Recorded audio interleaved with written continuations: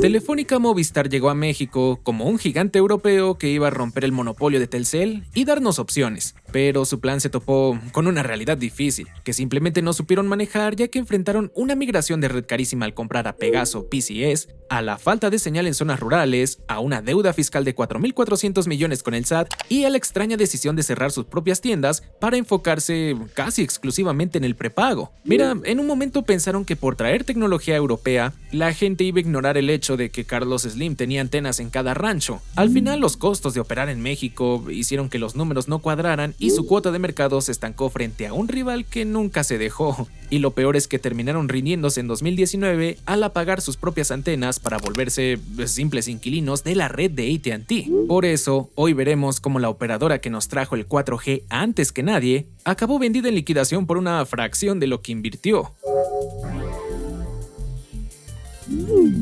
Imagínate que estamos en el 2001. La gente tiene celulares de teclas con pantallita verde retroiluminada y en la tele no dejas de ver comerciales de Telcel. Bueno, en ese momento, del otro lado del charco, Telefónica ya era un verdadero coloso transatlántico. Mira, venían de ser el monopolio estatal en España porque se privatizaron en los 90 y literal salieron de compras por todo Hispanoamérica. Se compraron las redes en ruinas de países como Argentina o Chile para reconstruirlas rápidamente y consolidarse como los reyes absolutos del sur. Pero en México aquí era un mundo paralelo, porque el mercado no estaba esperando la llegada de un salvador. O bueno, sí, alguien que nos salvara del reinado de Carlos Slim. Imagínate, para 2001, Telcel era un gigante imbatible que tenía hasta el 80% del mercado. Había rebasado a Usacell y sumado más de 14 millones de usuarios. Entrar aquí a competirle era más que un desafío. Y sí, Telefónica llegó diciendo la hermosa frase ¡Quítate, perra! Traían un respaldo financiero bien choncho junto con una estrategia súper agresiva. No iban a empezar a poner antenas desde cero. Eso habría tomado una eternidad. Así que como eran muy ricos, abrieron la cartera e invirtieron más de 2.200 millones de dólares en sus primeros 2 años. Primero compraron 4 operadoras del norte que le pertenecían a Motorola.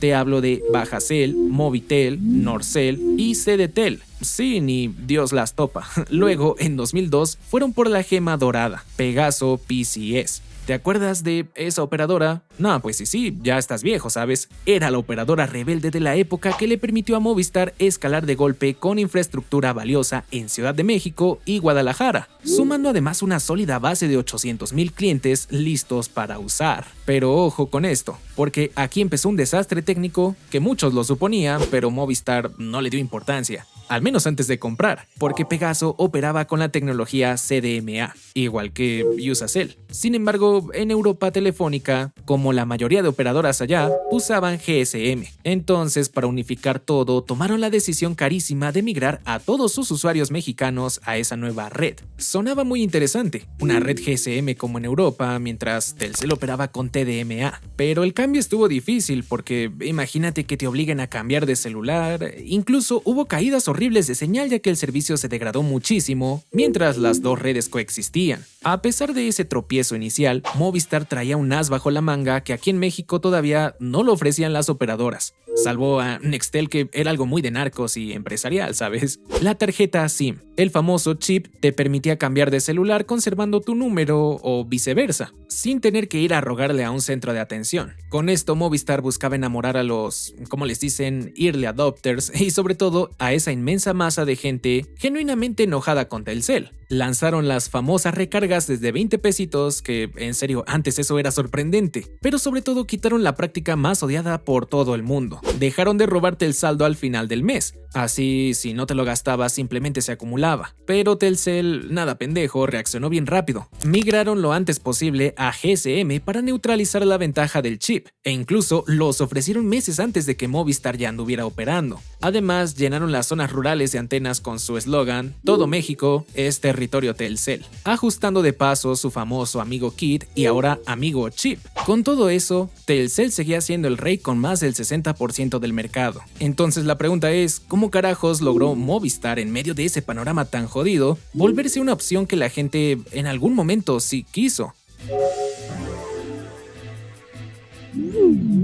Mientras Movistar cubría bastante bien las ciudades principales, la diferencia real y dolorosa se notaba en las carreteras y en los pueblitos más alejados. Ahí Telcel era el rey indiscutible, y sí, la gente se quedaba con la compañía del globo azul, porque aunque fuera notablemente más caro, primero, no había más señal, pero incluso porque antes estaba bien jodido todo y había tácticas muy específicas para ahorcar a la competencia. Básicamente, la jugada maestra era cobrarte carísimo por llamar a cualquier otra compañía. Seguro ya ni te acordabas de eso, ¿verdad? Pero antes las tarifas de interconexión existían y formaban una barrera para que tú y tus conocidos tuvieran que estar de a huevo en Telcel si querían hablar barato, o bueno, lo más barato posible. Claro, esto provocó pleitos legales, ya que la COFESE les terminó metiendo una multa histórica por prácticas monopólicas. Pero imagínate, no fue hasta 2014 con la Ley Federal de Telecomunicaciones y Radiodifusión que impuso la tarifa cero para evitar esas prácticas. Antes así era de injusto. Ahora, para el mexicano promedio, la percepción de la marca Movistar era bastante peculiar.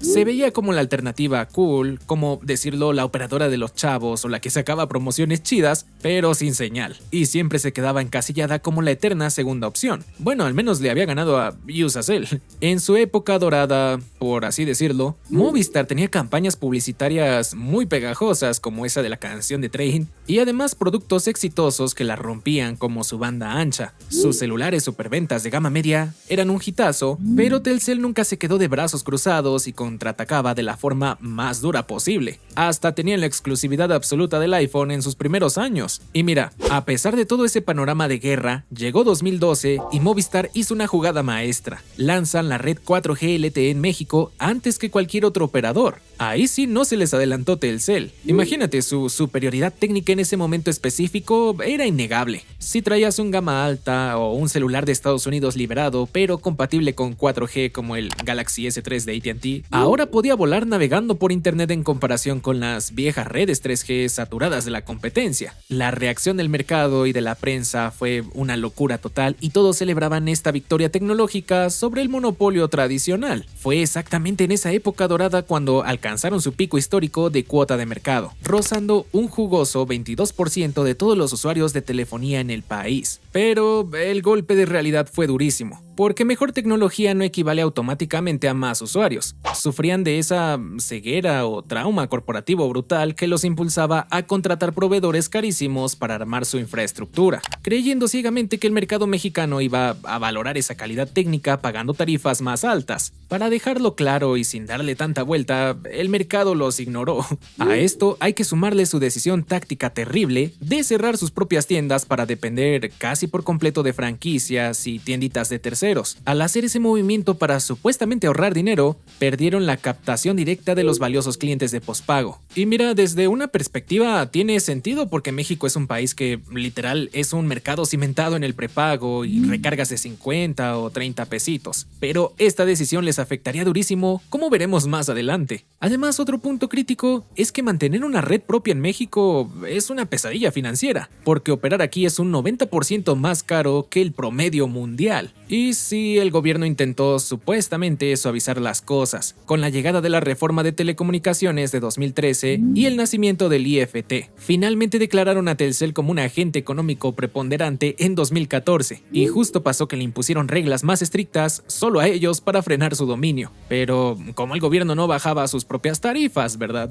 Por si fuera poco, las trabas comerciales seguían existiendo. Por ejemplo, entre 2021 y 2024 explotó el tremendo caso de Oxxo, donde se comprobó que la cadena bloqueaba de manera, llamémosle sistemática, la venta de chips tanto de Movistar como de AT&T. El IFT les clavó una multa enorme a los pendejos, pero bueno, el daño competitivo de años ya estaba hecho. Y aún así, es solo un ejemplo de los que llegaron a conocerse, ¿sabes? Así fue como pasaron de ser los pioneros absolutos del 4G LTE en 2012 a tener que tragarse su orgullo para mantener la decisión más radical de su historia.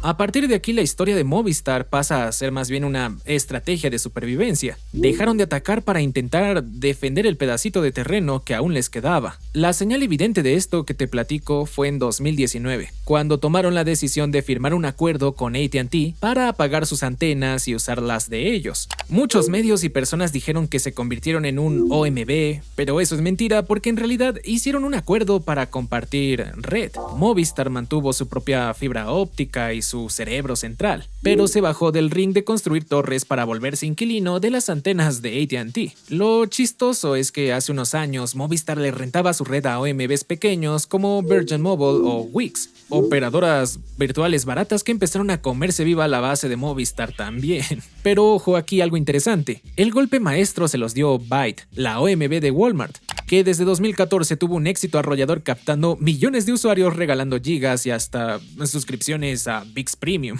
dejando a Movistar aún más rezagado y sin propuesta de valor atractiva. Literalmente se estaban asfixiando y tuvieron una caída brutal en los ingresos año tras año, desde aquel 2019 hasta llegar a este 2026. Los números simplemente dejaron de cuadrar para la compañía porque aquí es donde Movistar cayó en una trampa financiera conocida como el síndrome del rey de los pobres. Mira, es cierto que lograron agarrar un buen volumen de clientes, pero su ARPU se fue al suelo. Y te preguntarás qué es esa madre. Bueno, el ARPU es el promedio del dinero mensual que deja cada usuario. Al tener casi puros clientes prepagos, su ARPU se desplomó a unos tristísimos 55 pesos, mientras que el de Telcel rondaba los 180 pesos y el de AT&T los 145. Ante semejante desastre, no había mucho que hacer. Los directivos intentaron vender todas sus operaciones en México antes de llegar al colapso definitivo, pero nadie quería meter su dinero ahí, menos con el fantasma del SAT rondando sus oficinas, porque no te lo había contado, pero arrastraban una deuda fiscal horrorosa de 4.400 millones de pesos, un regalito contable que venía desde los tiempos de su fusión con Pegaso. Aunque al menos apareció un rayo de luz en esta historia. Hace poco ganaron un round histórico contra el SAT, consiguiendo un fallo a favor por 280 millones de dólares que básicamente cubría todo el problema. Pero siendo honestos, este patrón de fracasos no es exclusivo de las tierras mexicanas. Movistar lleva un buen rato preparando las maletas a nivel continental, desinvirtiendo sumas enormes y huyendo de países como Argentina y Perú. Ahora sí que su aventura, que parecía brillante en Latinoamérica, les ha generado pérdidas globales monstruosas. Mira, al final del día, la gran pregunta era qué demonios iba a pasar con los 21.7 millones de usuarios que seguían colgados de la red Movistar. Bueno, primero intentaron vendérselo a un fondo árabe llamado Beyond One, que de hecho son los dueños de Virgin Mobile.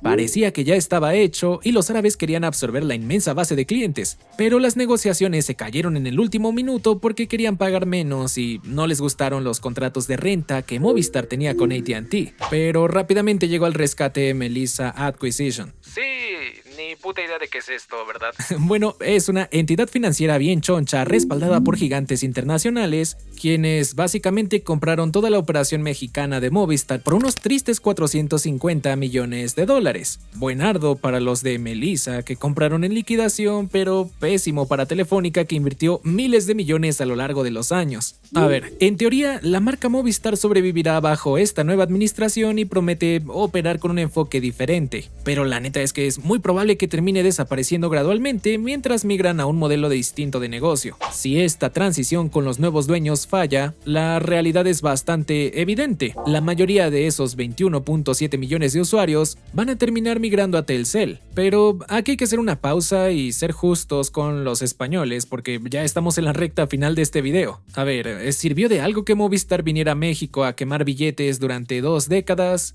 Yo diría que sí. Al final nos benefició a los mexicanos porque tal vez seguiríamos pagando el minuto a 15 pesos con tarifas de roaming nacional ridículas. La existencia de Movistar forzó a Telcel a bajar sus precios, al mismo tiempo que aceleró de forma brutal el despliegue tecnológico en todo el país. Ese es su verdadero legado histórico, regalarnos competencia de infraestructura, aunque bueno, eso les haya costado la vida. El problema es el panorama terrorífico que hoy nos queda. Si Movistar se reduce a ser una marca manejada por un fondo de inversión gringo, y ojo que AT&T en México está en planes de venderse a Televisa, así que si decide mañana que también ya estuvo y se sale de México, nos enfrentamos a un escenario pesimista con un monopolio casi total de vuelta a los 90. Porque piénsalo un segundo, ¿quién es el próximo gran competidor que nos salvará para traer competencia? De nuevo, Televisa, lo dudo. Byte, el chip que te venden en la caja del Walmart, literal es el operador que más crece ahorita, pero seamos serios, es solo un revendedor de red compartida. Si miras el mapa, a nivel regional damos muchísima pena. Tenemos uno de los niveles de competencia más bajos y mediocres de toda Latinoamérica. Para que un jugador real pueda siquiera aspirar a hacerle frente a alguien como Telcel,